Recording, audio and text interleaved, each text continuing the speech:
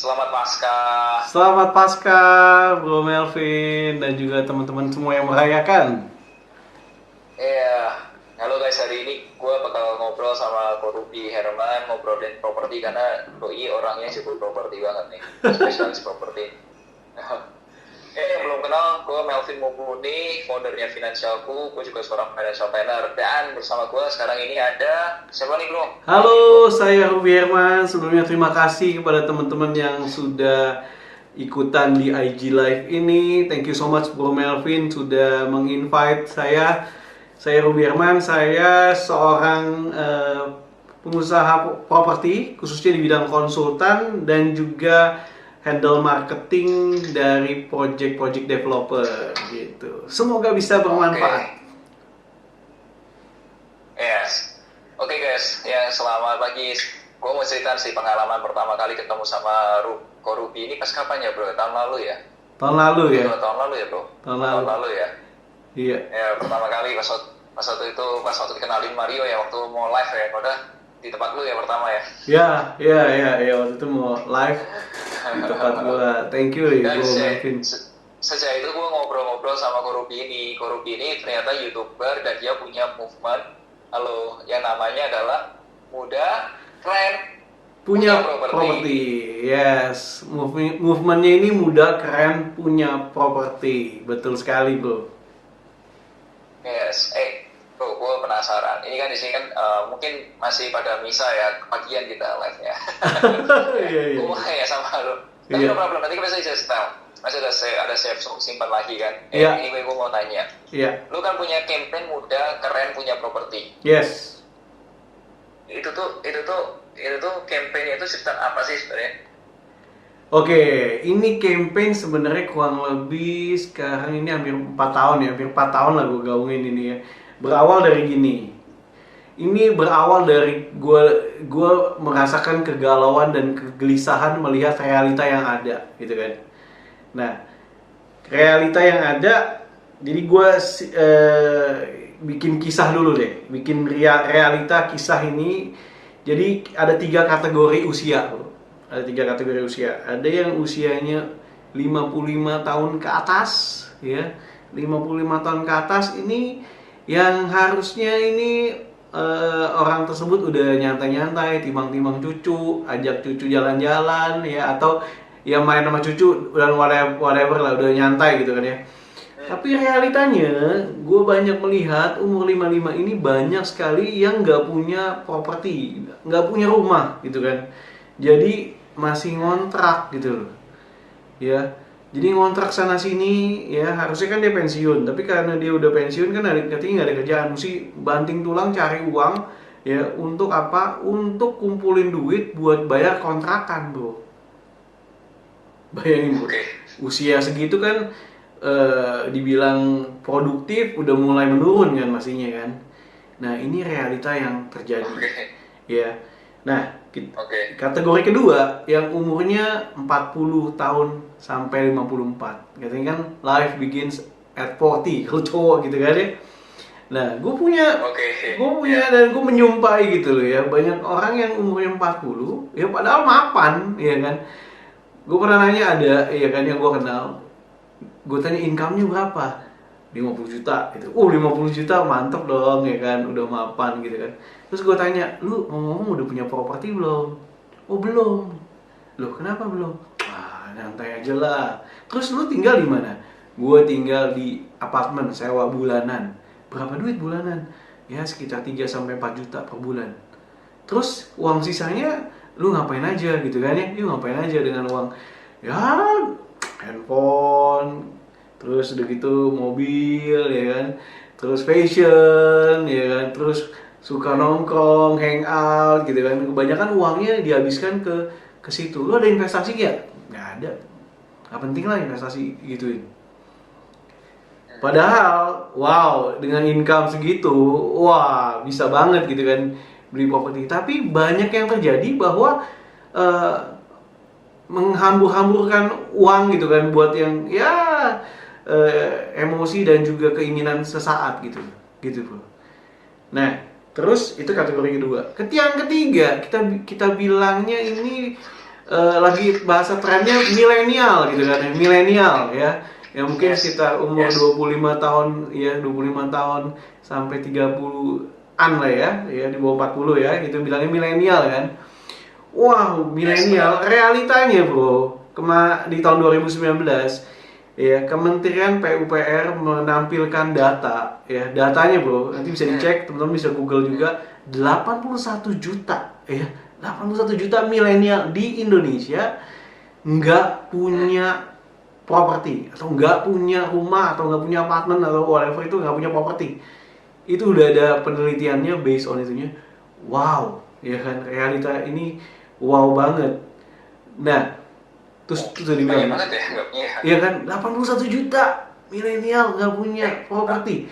Dan saya lihat realitanya ini, kalau di realitanya ya kan, di marketplace ya, realitanya kebanyakan yang gaungin untuk beli gadget banyak banget, ya kan.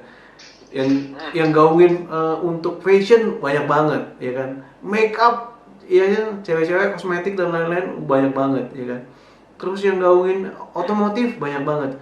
Nah, tapi yang gaungin properti, yang edukasi tentang properti itu jarang sekali gitu. Nah, maka itu saya ya tergerak untuk mengkampanye itu. Supaya apa? Ini kayak tadi 3 kategori ini akhirnya kayak lingkaran yang nggak ada ujung gitu loh. Jadi dari awal milenial ya kan, menunda. Udah umur 40-an menunda juga gitu kan. Tadi ada yang bilang mengontrol emosi nggak gampang. Yes. Nah, sampai umur 55 terus sampai kapan nih? Akhirnya nggak punya gitu loh. Akhirnya nggak punya umur 55, ya kan, akhirnya nggak punya rumah atau apa, atau nggak punya properti gitu loh. Dan kalau lagi masa kayak gini nih, masa sulit, tambah sulit gitu loh, tambah sulit gitu kan, ya kan, tambah sulit gitu loh. Nah, that's why sebenarnya ini kan saya campaign ini udah ada hampir 4 tahun gitu loh. Saya senang sekali sama Bro Melvin yang menyambut gitu kan, menyambut untuk edukasi, ya kan. Buat saya terserah mau beli propertinya di mana, tapi saya kasih tahu edukasi ya, mengedukasi gimana dan juga pentingnya ya untuk bisa punya properti gitu. Jadi makanya ada gerakannya itu muda keren punya properti. Jadi dari masa muda lu tuh udah keren kalau punya properti gitu. Karena yang lain kampanye, wow, lu pakai handphone ini bakal keren gitu kan. Wow, lu pakai mobil ini bakal keren gitu kan ya. Nah, that's why saya campaign muda keren punya properti. Yes, lu dari muda udah memikirkan. Ya karena ini gini, kita juga kebanyakan ya mungkin dari mungkin pendidikan dan lain-lain, mungkin ya kurang banyak diajarkan untuk pentingnya properti. Ya that's why sebelum ngomong pentingnya properti, bro, gue mau tanya. Lu sendiri, pengalaman lu pribadi, properti pertama usia berapa, bro? Gue properti pertama itu usianya sekitar 25, bro.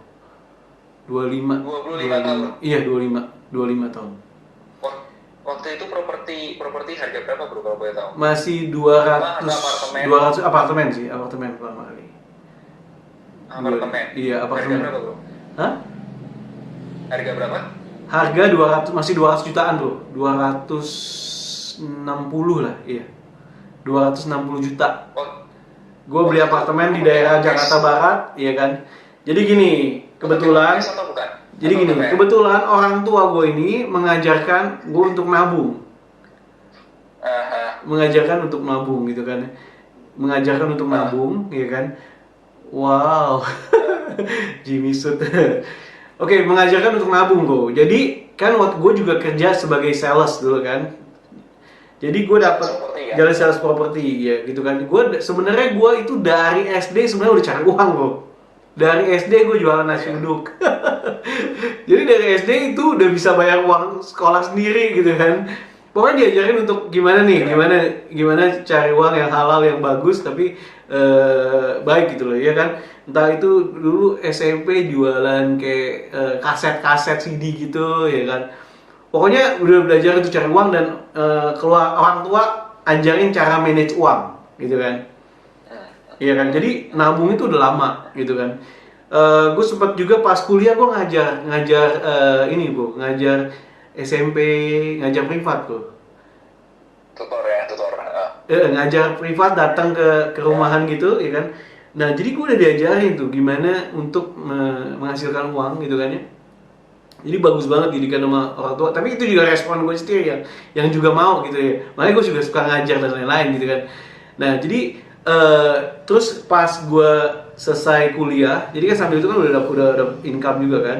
Nah lalu pas gue kuliah juga, selesai kuliah, nah gue mulai kerja sebagai sales agent property. Nah agent property ya waktu itu pas banget di tahun 2002 itu lagi booming apartemen bro. Gue inget banget. Jadi itu pas pertama kalinya momen-momen gue masuk ke dunia properti, ya kan itu juga. Jadi itu lagi booming banget, ya. Dan penjualannya dahsyat banget bro. Dulu penjualannya dahsyat banget, penjualannya di daerah Jakarta Barat apartemen itu banyak banget yang. Nah jadi dengan gue menghemat juga, ya kan. Menghemat Jakarta Barat itu yang mana? CP berarti ya? Central Park gitu ya? Kita kalau bicarain ya. Iya. Di Medit bro, Medit. Ya daerah. Ya dulu waktu 2002 dipasarkannya, teman-teman bisa cek ya 2002 dipasarkannya. Jadinya kurang lebih itu sekitar 2005, 2006 lah kalau gitu. Ya kalau nggak salah gitu kan. Nah jadi waktu itu gue kumpulin gitu loh. Orang tua tabungin di deposito gitu kan ya. Nah, waktu itu juga pas mau beli masih kurang bro, masih kurang. Nah, lu beli cash? Beli cash, iya beli cash bro. Beli cash. Ya tapi waktu itu masih kurang, tapi orang tua gue bantuin, gitu. Sebenarnya waktu itu gue juga mau beli nyicil bro. Waktu itu gue mau beli cicil, tapi karena orang tua gue bilang jangan, nggak usah, udah lu nyicil ke mama aja gitu kan. Gitu. Waktu itu gue juga udah siap, DP udah cukup besar lah, DP-nya di atas 50% gitu kan. Tapi karena orang tua bilang udah lu anggap aja nyicil ke orang tua gitu loh. Gitu. Itu bagus juga. Jadi orang tua gue juga mendukung gitu kan. Itu yang properti pertama gitu bro. Nah tapi usia 25 ya bro? Yes, sekitar 25, iya 25 lah. Gitu bro. Gila loh.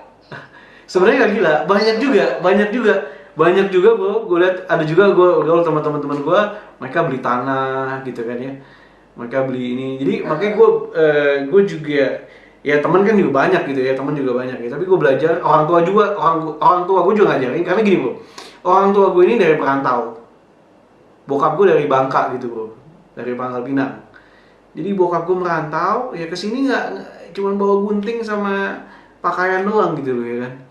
Nah jadi dia jahit gitu loh, dia pelan-pelan nabung. Gue inget tahun 76 gitu lah dia datang ke Jakarta gitu kan. Pelan-pelan nabung pelan-pelan gitu loh. Dia benar-benar saving banget ya. Abis itu dia beli rumah. Dulu masih murah gitu kan ya, dulu masih murah gitu kan. Itu juga dari hasil jerih payah gitu kan. Beli rumah, ditinggalin. Di usia 25 tahun punya uang 130 sampai 150 itu nggak gampang loh. Betul sekali. Benar sekali. Nggak gampang loh. Maksudnya gini, buat sebagian orang gampang, tapi buat sebagian banyak orang nggak gampang. Yes, that's why. Betul sekali, nggak gampang. Maka itu nggak harus seperti gua, nggak harus. Ya, yang sekarang kan juga pemerintah membantu. Kalau dulu bro, kalau flashback dulu itu DP-nya kalau properti itu minimal harus 20%, 30%. Kalau dulu ya. Iya. Ya, tapi kalau sekarang pemerintah banyak support nih. Pemerintah banyak dukung untuk orang-orang yang mau beli properti, perbankan juga mendukung ya kan dengan adanya mungkin subsidi bunga dan lain-lain gitu kan ya. Nah, sedangkan kebijakan dari pemerintah sendiri ya kan untuk properti pertama nih ya. Kalau bangunannya di bawah 70 meter ya DP-nya 5% guys. DP-nya 5%. Bro, iya. DP 5% utangnya 95% dong. Utangnya 95%. That's right. Ya, jadi kan gini, banyak orang kan yang tadi kan bilang, aduh, nggak bisa ngontrol emosi untuk ngumpulin uang gitu kan ya bro ya. Iya kan? Jadi gini, gue selalu mengajarkan juga teman-teman untuk sesuai dengan kemampuan, ya. Beli propertinya ini sesuai dengan kemampuan, jangan pernah memaksakan diri, ya, untuk melebihi gitu dari kemampuan. Jadi misalnya gini, kita alokasiin 20% aja dari income kita gitu loh untuk apa, bayar cicilan, ya. Dan juga mungkin kalau belum sanggup buat nabung dulu gitu loh, 20% buat nabung dulu, buat apa, kumpulin DP bro, gitu.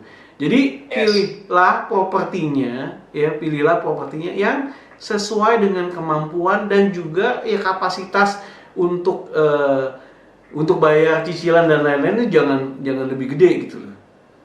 Ya, perbankan ngasih 30% teman-teman.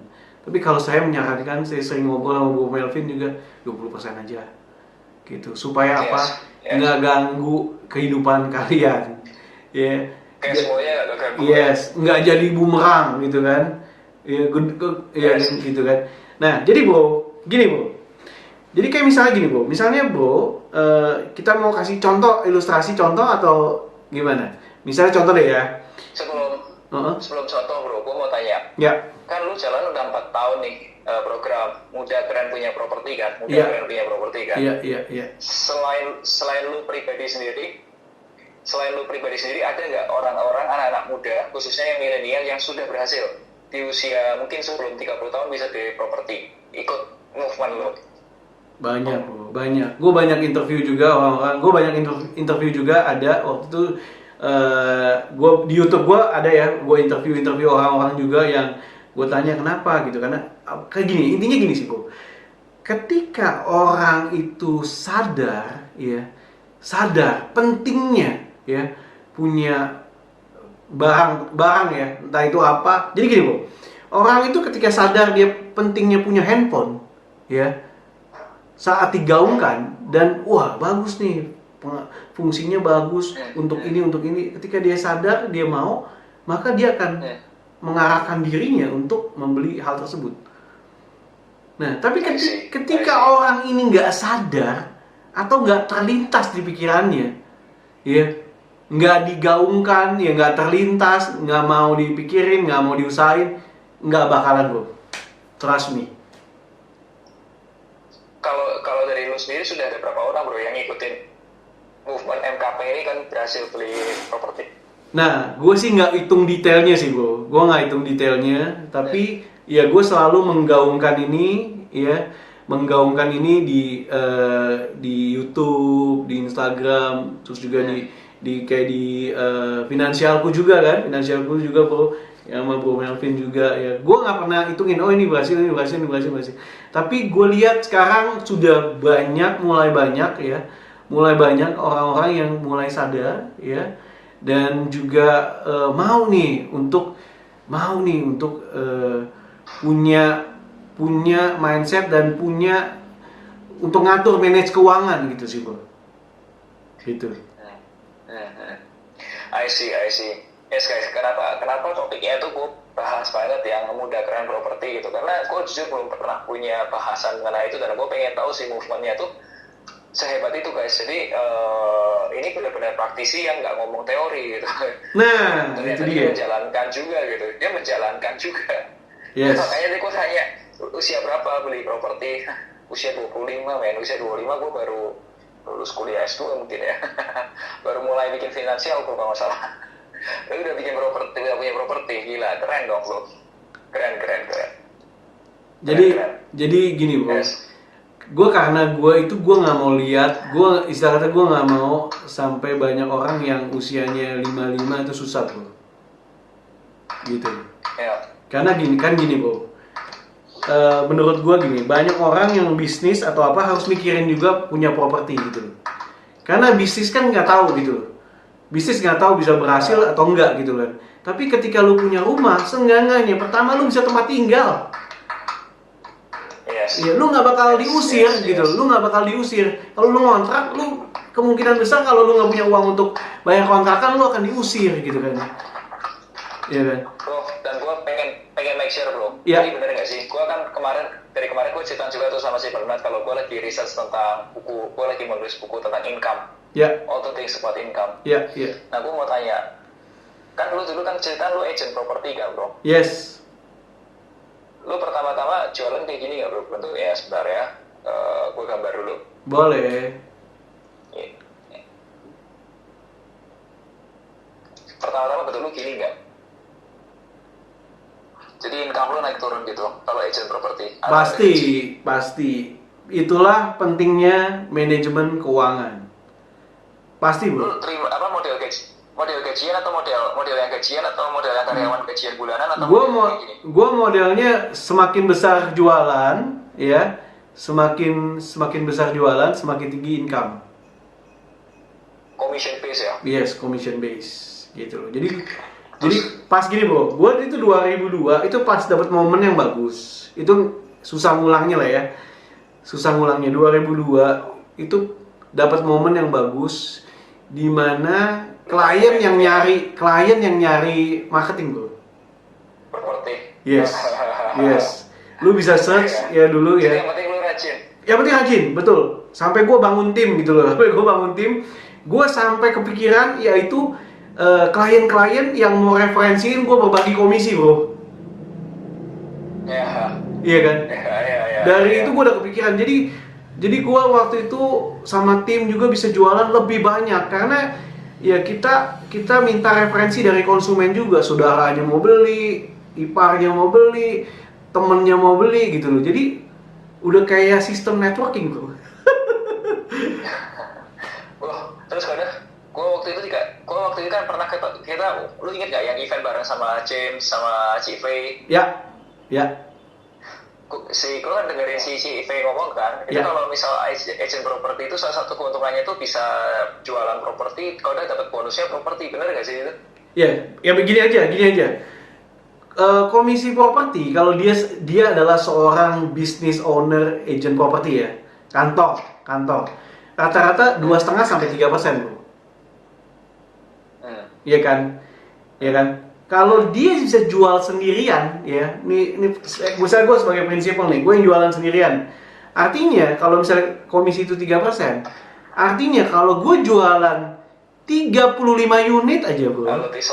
Iya kan? Ya. Gue jualan 35 unit itu properti, maka gue bisa dapat properti itu satu dengan gratis. Dari apa? Dari komisi tersebut. Iya kan? Nah, oke. Itu kalau jualan sendiri ya. Itu kan kalau jualan sendiri. Ya, kalau gue punya tim lagi bro, misalnya gue nggak jualan sendiri, gue tim lagi gitu kan. Bagi 2 sama marketing, misalnya gitu kan boy. Bagi 2 marketing, artinya jual 1,5. Artinya tim itu harus satu tim ya. Timnya kita kumpulin ada berapa orang gitu kan. Ada kapal 10 orang, ya kan? Ataukah 20 orang. Artinya misalnya tim itu jualan kurang lebih ya taruhlah ya 60 sampai 70 unit gitu bro, maka dapat 1 juga. Atau kalau dapat 1% aja, tim itu jualan 1. Kalau misalnya gue dapat 1% gitu, misalnya gue buang ke tim lebih besar gitu ya, 1 tim jualan 100 aja dapat 1 properti. Berarti perhitungannya seperti itu ya? Yes. Yang CV bilang itu ya? Yes. Karena gue kan bukan di industri properti bro, jadi gue nggak pernah kebayang bro. Ya. Cuman yang kebayangnya waktu itu gue nangkepnya waktu CV ngomong waktu itu tuh kayak gini bro, lu tuh jualan properti, tapi kalau lu punya properti, lu tuh bisa, ini kan jualan nih, naik turun kan? Iya. Tapi begitu lu bisa punya properti satu, sewain, padahal lu punya income stabil aja gitu. Ya betul sekali, bisa disewakan kan, betul bro. Iya, jadi setiap tahun, misal yang kayak lu bilang gitu, setiap tahun target satu tim jual 100 properti, berarti 1 tahun 1 rumah kan? Iya. Nah, terus disewain lagi, yes. Kalau gue kan investor saham kan bro, itu bisnis modelnya Pakuan bro. Ya bisa juga, iya. Lu tau Pakuan? Ya, salah satu developer yang membangun kota Casablanca, Casa Grande. Kota Casablanca, terus maksudnya Gandaria City ya. Yes, betul sekali. Dia itu pintar bro, dia itu jualan properti, tapi dia nyewain apa namanya, Tunjungan Plaza, nyewain Kokas, nyewain apa, terus jalan terus bro. Benar sekali. Pintar bro, manajemennya pintar. Benar sekali. Yes. Oke, kita jawab pertanyaan ya. Boleh. Teman-teman juga, halo Bong. Nah ini ada yang bilang nih bro tadi apa namanya, lokasi ya. Jadi lokasi itu ngefek nggak mahal atau murahnya gitu bro? Lokasi sangat-sangat ngefek. Ini paling penting banget dalam pemilihan properti gitu loh. Kalau saran ini gini ya, kita jangan samakan antara kemampuan tadi ya, kebutuhan sama keinginan gitu kan. Kalau keinginan pasti pengennya semuanya yang mantap, tapi kan harganya juga mantap ngikutin. Ya. Jadi sekali lagi teman-teman ya, kita harus sesuaikan juga gitu loh. Kayak handphone kan ada tipe-tipe harganya kan. Sesuai juga dengan kantong. Yes, betul. Ya kan, semakin tinggi harga handphone mungkin speknya, kualitasnya semakin bagus, harganya juga mantap gitu kan ya. Tapi tergantung kebutuhan kita. Kalau kita kebutuhannya istilah kata cuma buat telepon aja, ya handphone harga sejutaan juga ada gitu kan. Yes. Buat nonton YouTube ya bisa aja. Tapi kalau misal handphone itu dipakai buat ngedit dan lain-lain, nah mungkin ya butuh yang lebih maksimal gitu kan ya.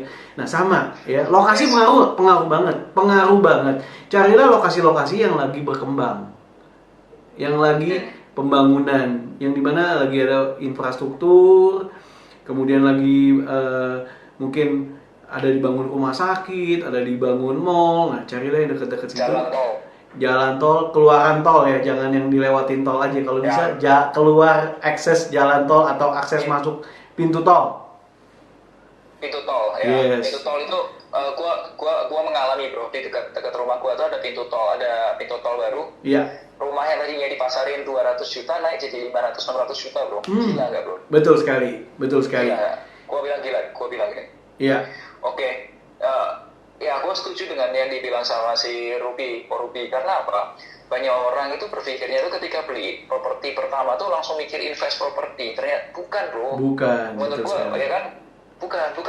Benar. Permainannya invest properti itu sama beli properti itu beda. Ya. Menurut gue ya bakal beda banget gitu. Betul. Jadi orang-orang tuh biasanya berpikirnya invest properti gitu. Enggak kayak gitu menurut gue ya. Ya. Karena nanti properti yang lu tinggalin itu tuh sebenarnya akan menyebabkan lu keluar uang terus. Benar. Nih guys, gue kasih tahu supaya mindsetnya lu benar sama seperti yang diomongin sama si Koruti. Ya. Kalau lu properti invest, ini aset, ini pemasukan, ini pengeluaran, ini aset, ini utang. Kalau properti lu buat invest, ini tuh harusnya datengin ke sini pemasukan. Tapi kalau lu rumah lu buat lu tinggalin tiap hari lu tinggal di situ, itu yang ada itu pengeluaran. Benar. Bayar listrik lah, bayar apalah, kalau sudah ada tembok bocor lah atau apalah, pengalaman lah, pasti begitu gitu. Jadi kalau dibilang rumah itu untuk investasi, investasi itu menghasilkan income. Kenyataannya kalau rumah tinggal itu tuh ini tuh menghasilkan pengeluaran terus.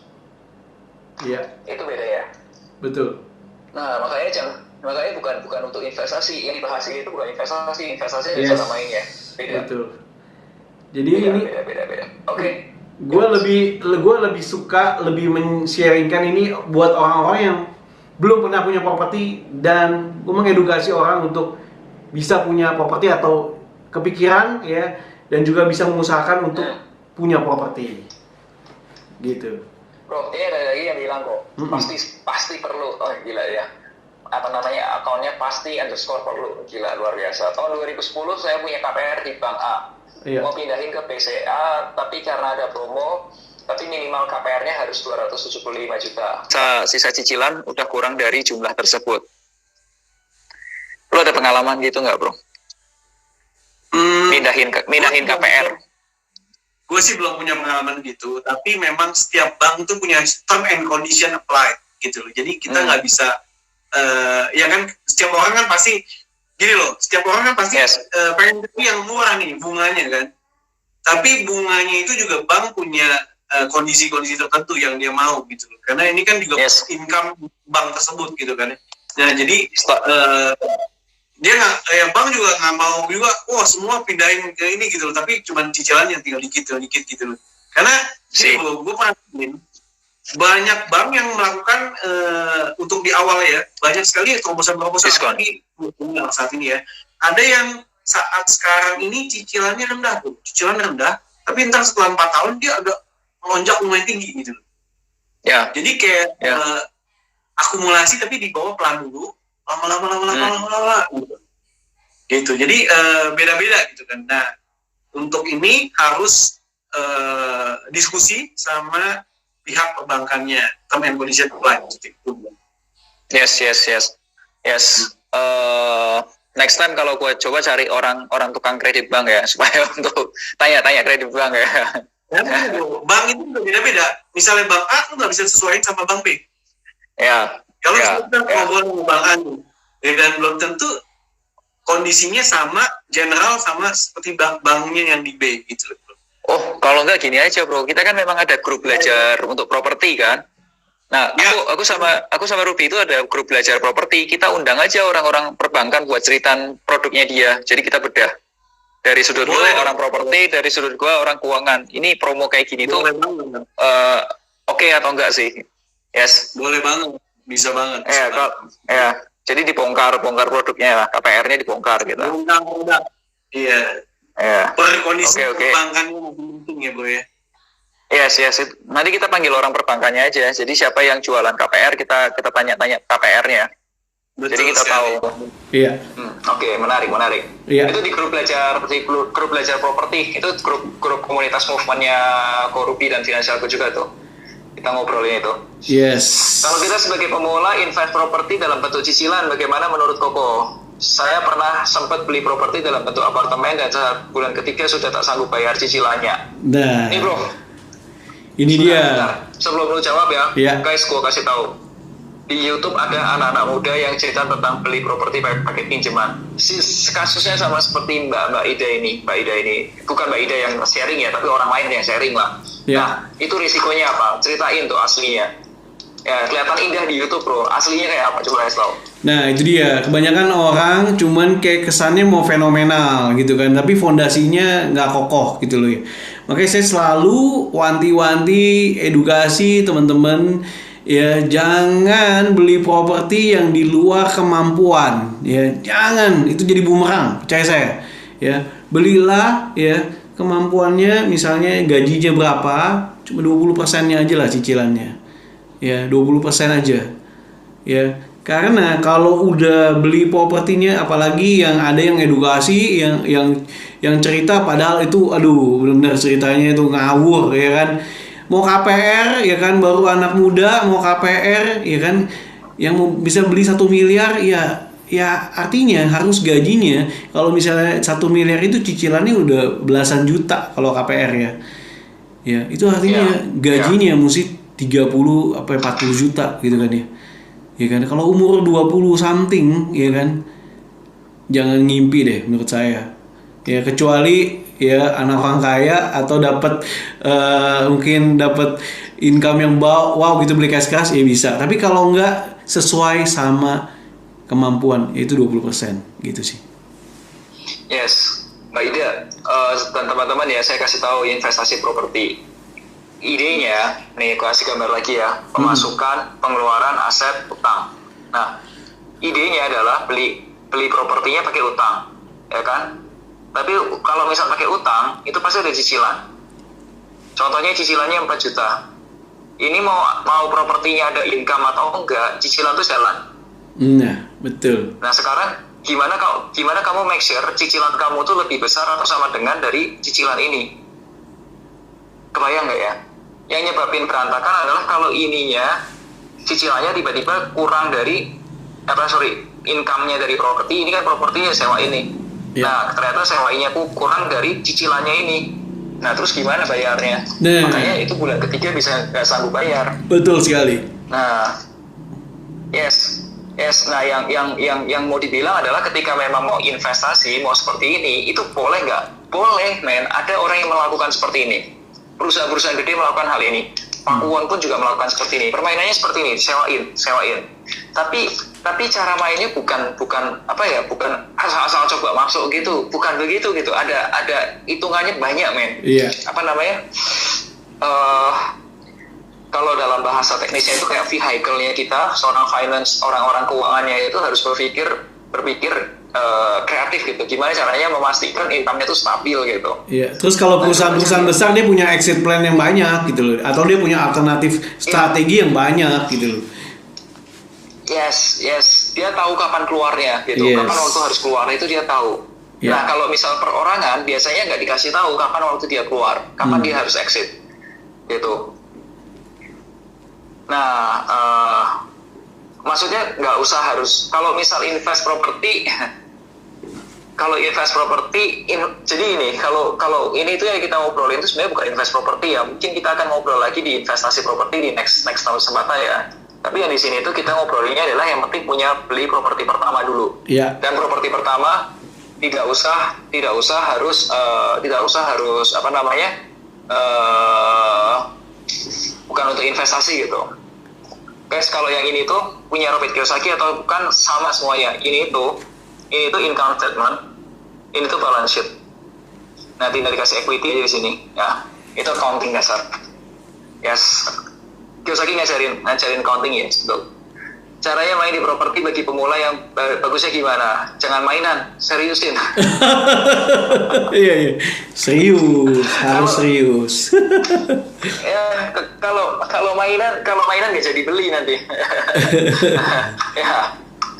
Yes bro, kalau menurut lo nih ada orang yang kayak gini pertanyaannya, misal dari pertama nih belum tahu sama sekali mengenai properti dan gimana strateginya atau roadmapnya atau planningnya supaya bisa beli properti kayak lo di usia 25 tahun, apa yang harus dilakuin? Ya, oke. Sebenarnya gini, ini berarti kalau yang Chris ini cuman bahasanya aja. Sebenarnya dia udah mulai sadar ya kan untuk mau beli properti lah untuk pemula yang bagus gimana. Oke, gue ada tips ya buat teman-teman khususnya yang mau nih, yang hari ini yang nonton di IG Live ini bersama saya dan Melvin. Yes, ada tips dari saya gimana kalau teman-teman yang belum punya properti tapi sadar dulu ya kan pengen punya properti. Nah, pertama teman-teman ya gue balikin lagi bahwa kita harus mindsetnya bahwa properti ini penting. Ya, buat yang belum pernah punya properti, mindsetnya properti ini penting. Terus tips yang kedua ya teman-teman harus ya hitung-hitungan dulu nih income-nya teman-teman berapa ya, dipotong pengeluaran dan lain-lain ya. Nah, dihitung. Ini kalau bisa nyisihin 20% masih aman apa enggak gitu kan. Ya karena ini berpengaruh ke mungkin bisa puluhan tahun kalau KPR nih, bisa 20 tahun, bisa 15 tahun tergantung ya. Nah, sudah teman-teman udah hitung-hitung 20%-nya apa. Nah, mulailah teman-teman pilih nih, lihat-lihat properti yang mana nih. Ya, yang sesuai. Jadi contoh misalnya teman-teman, oh, saya sih bisa nih, Kak Ruby, saya bisa nih ngumpulin nabung sekitar 1,5 juta gitu kan ya. Nah, teman-teman berarti cari, nanti bisa cari juga yang cicilannya 1,5 juta, apa nih, properti yang seperti apa. Ya, itu bisa dicari gitu ya. Nah, kemudian juga ingat ada DP, ada down payment. Nah, teman-teman mesti belajar saving. Ya, mengendalikan emosi, ngontrol emosi untuk belajar nabung. Nabungnya berapa? Simpelnya dulu aja yang tadi 20% tadi tuh. 20% tadi ditabung. Ya, ditabung. Contoh, misalnya teman-teman mau beli rumah yang harganya sekitar 180 juta, ya. Nah, teman-teman DP-nya itu kan berarti kurang lebih kalau 5% 9 juta. Ya kan? Nah, ini bukan rumah subsidi ya, ini rumah komersil di atas subsidi gitu ya, 180 juta, teman-teman bisa search ya. Nah, udah gitu teman-teman mesti kumpulin uang nih 9 juta, nabung DP-nya. Nabung pelan-pelan aja ya dari 1,5 juta ini ya. Nah, bisa nggak dalam setahun teman-teman ngumpulin? Itu buat perencanaan, buat action plan ya untuk lakukan seperti itu ya. Nah, kalau udah kumpulin DP ya kan, sambil ngumpulin DP teman-teman boleh tuh survei lihat-lihat ya kan, survei lihat-lihat ya dan lain-lain, survei Nah, baru ketika uang DP-nya udah ready nih, siap untuk beli. Nah, tapi itu kan cara prinsip yang tadi simple, tapi kan realitanya kan nggak mudah, ya kan? Realitanya nggak mudah, banyak kebutuhan tiba-tiba dadakan. Terus beli propertinya yang mana nih? Udah survei tapi yang mana nih, ya kan? Nah, itu juga nggak mudah. Nah, kita ada juga finansialku juga ada membuka kelas ya bro ya. Buka kelas juga ya lebih detail lagi gitu. Itu yang lebih detail lagi gitu loh. Saya sama finansialku. Ya kita sering bahas tentang itu grup belajar sih sebenarnya ya. Kita grup belajar komunitas karena gue tergerak dengan yang movementnya si Korubi pemuda keren punya properti. Jadi gimana caranya biar punya properti gitu kayak. Ini pertanyaan kayak gini itu dijawab juga nih kayak apartemen atau rumah. Kalau apartemen HDP cuma 30 tahun, tapi kalau rumah kemahalan itu kita juga jawab. Ya. Betul. Simpelnya gini sih. Itu sama seperti kayak kamu beli handphone gitu loh. Kayak misalnya kamu gini, sekarang baru fresh graduate beli handphonenya yang iPhone yang ada bobanya, yang ada bulat-bulatnya itu, yang 20 juta, atau beli handphone biasa aja dulu gitu. Ya, misal pun kamu beli iPhone sekarang atau beli yang handphone yang cupu lah, handphone yang biasa doang gitu, yang santai, yang biasa-biasa aja gitu, yang nggak secupu dibandingin yang ada boba ya.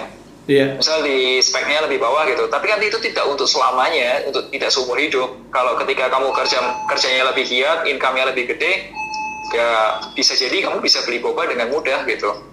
Benar sekali. Ya kan suatu saat itu caranya membayangkan atau berpikir positif bro. Maksudnya gini, bisa jadi kita ngumpulin 250 juta kayak kasus lu sekarang, kayak yang lu waktu usia 25 tahun, bisa jadi setengah mati gitu.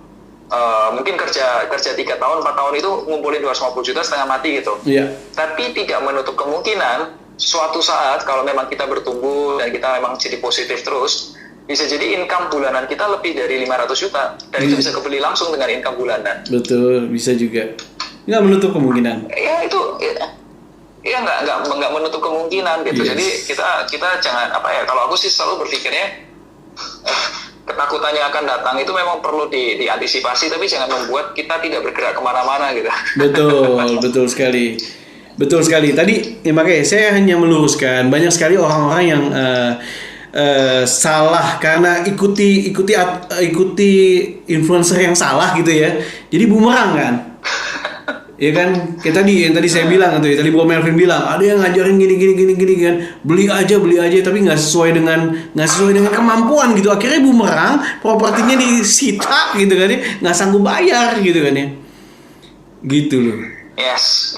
Iya jadi hal yang sama saya gini bro.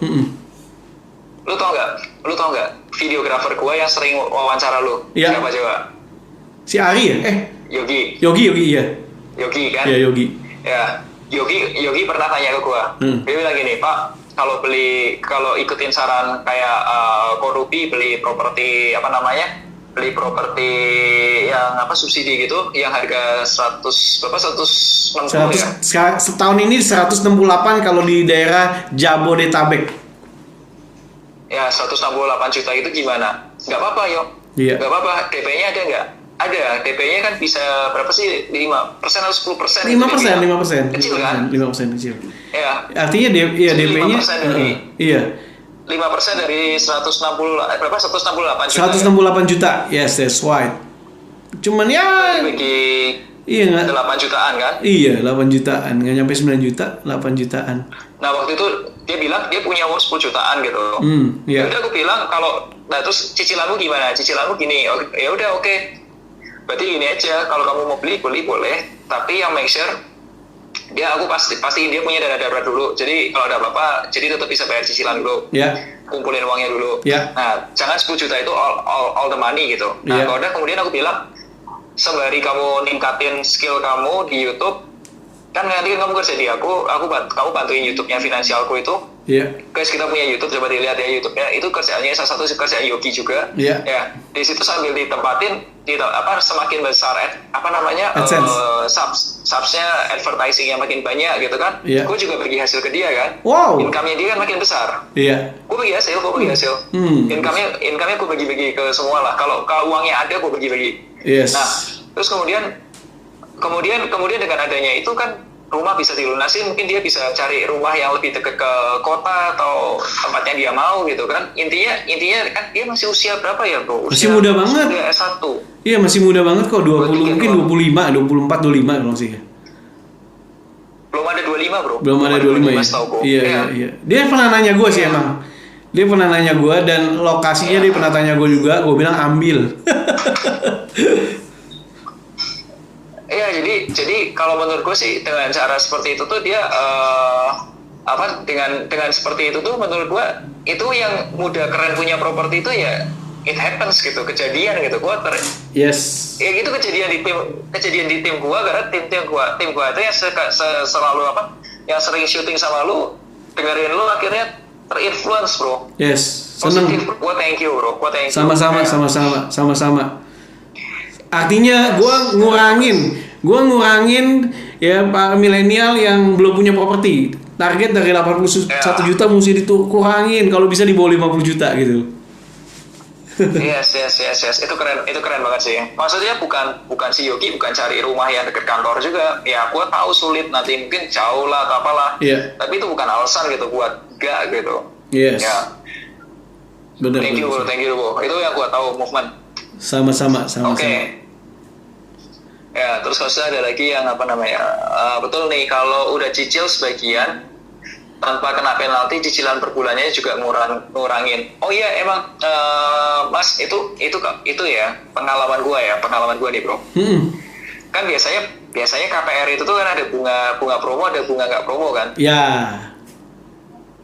Nah guys, kamu tuh harus keep in contact sama sales KPR kamu.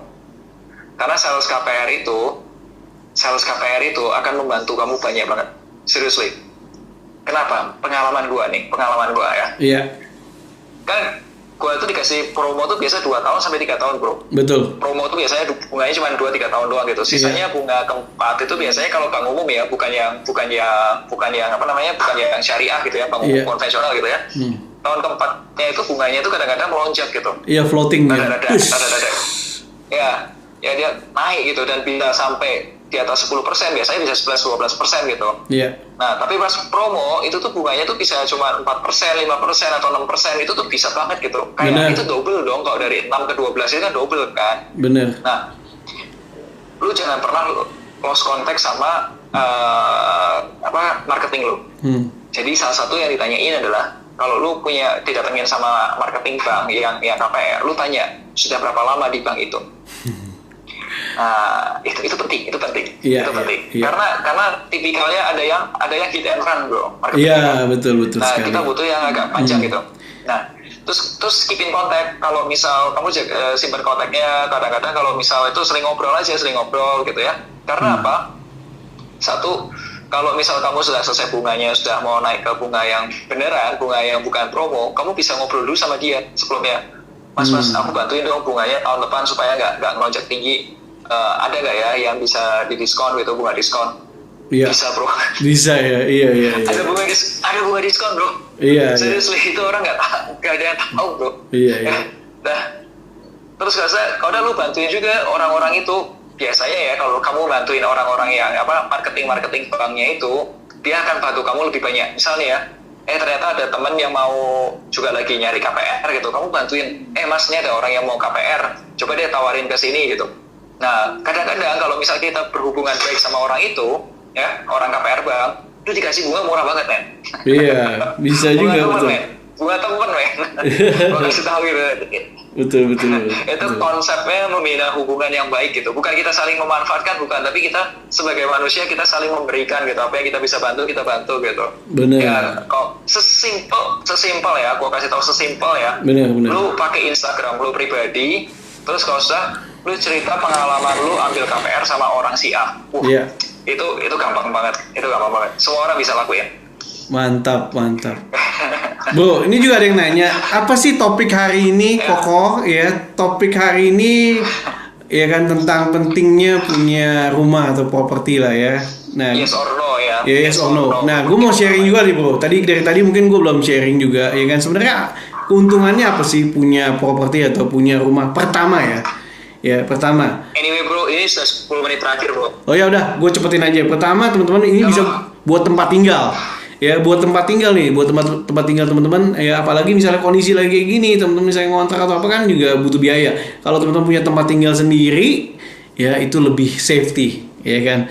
Kedua, ya kan, ada kenaikan kapital, tapi kenaikan kapital atau kenaikan dari properti tersebut, tapi tergantung lokasi dan lain-lain, banyak faktor ya. Nanti kita bisa sharing lagi mungkin di kelas webinar.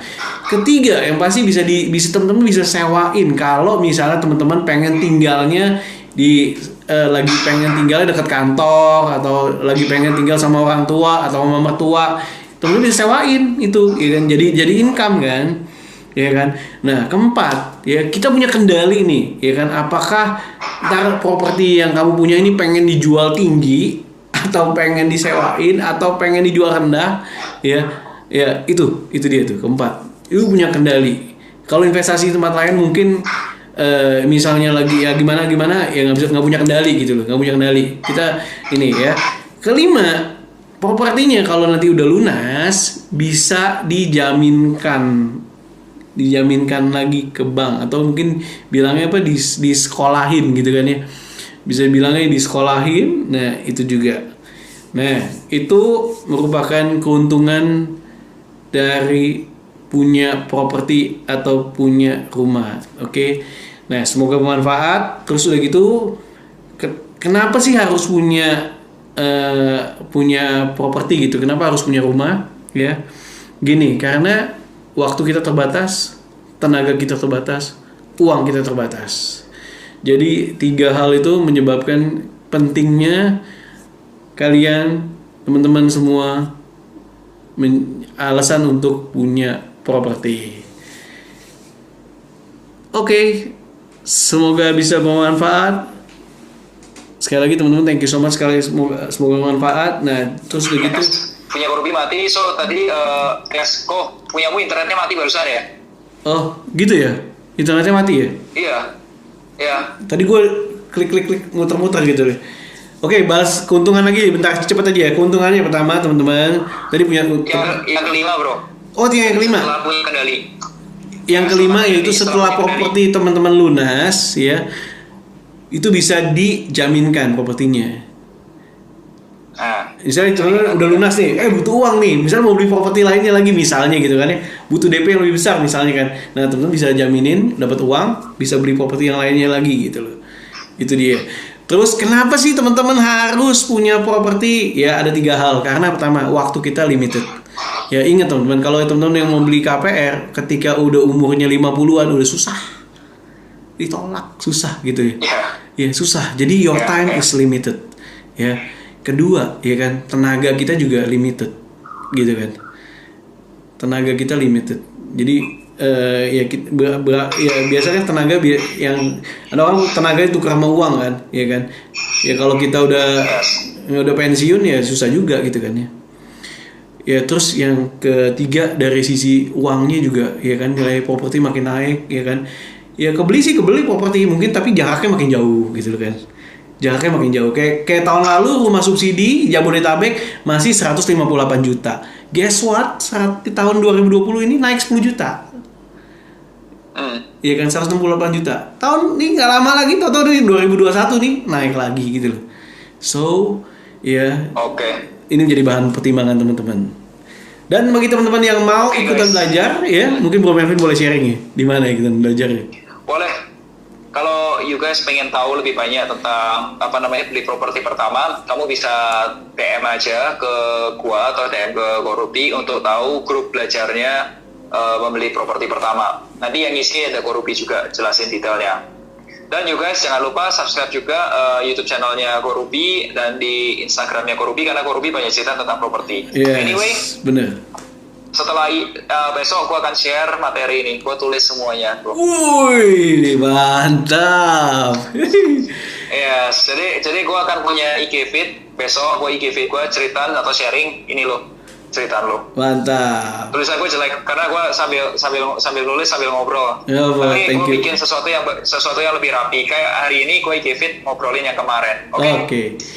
Siap. Oh iya, bro. Nanti juga ada di YouTube channel gue, bro. Nanti gue posting ini, bro. Karena gue ini rekam juga. Gue share juga. Yes. Ya, thank you. Channel gue sharein juga. Sip, thank you. Oke, guys, so guys, sampai jumpa di acara berikutnya. Kalau kamu pengen tahu grup belajarnya, langsung aja DM ke saya atau ke Korupi. Oke?